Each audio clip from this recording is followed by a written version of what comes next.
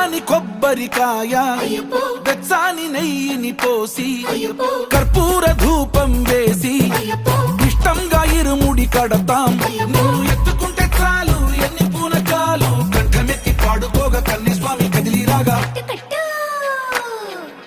ఇరుముడి కట్టు కట్టు కట్టు కట్టు కట్టు ఇరుముడి కట్టు ఎక్కు ఎక్కు ఎక్కు ఎక్కు శబరిమల ఎక్కు.